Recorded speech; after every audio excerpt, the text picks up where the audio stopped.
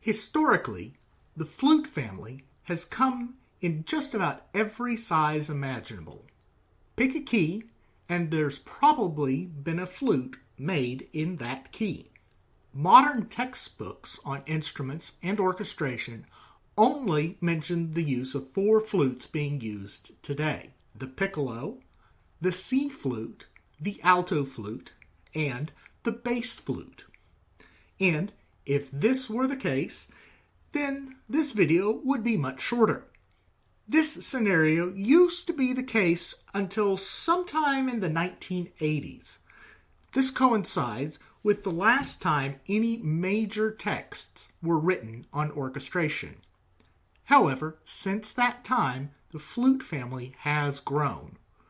We aren't seeing new flutes pop up in odd keys like D flat, A flat, or G, all of which exist and have some use. But instead, the family has grown downwards. We now have at least 10 sizes of flute larger than the common C flute. Each time someone comes out with a new size, they have to invent a new name for it, and the current nomenclature gets completely confusing. Let's take a look back in history. The earliest larger flutes were called flutes d'amore, literally flutes of love.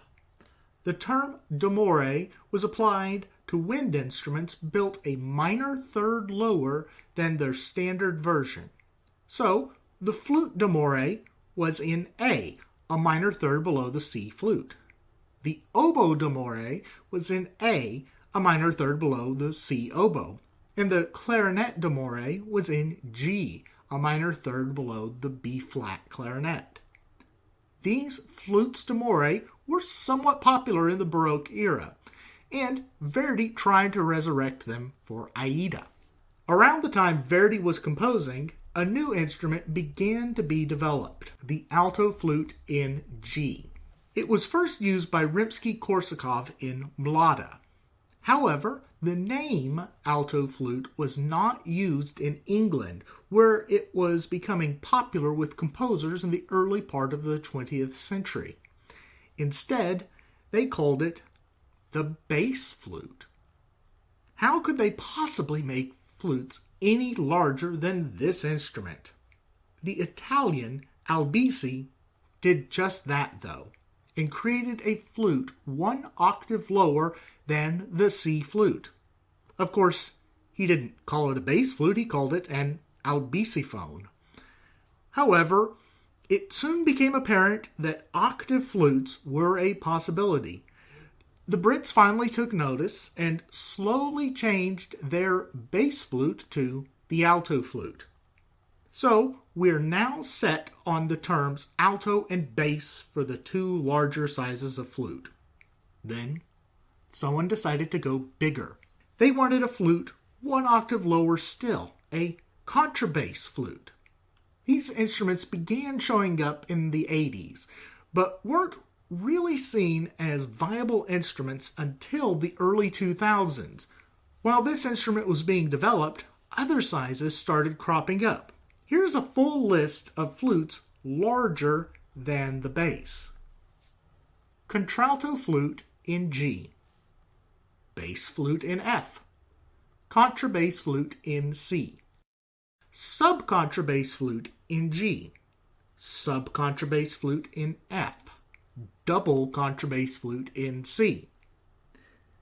That is a full 6 sizes larger than the current bass flute. Our current nomenclature doesn't have words for these instruments.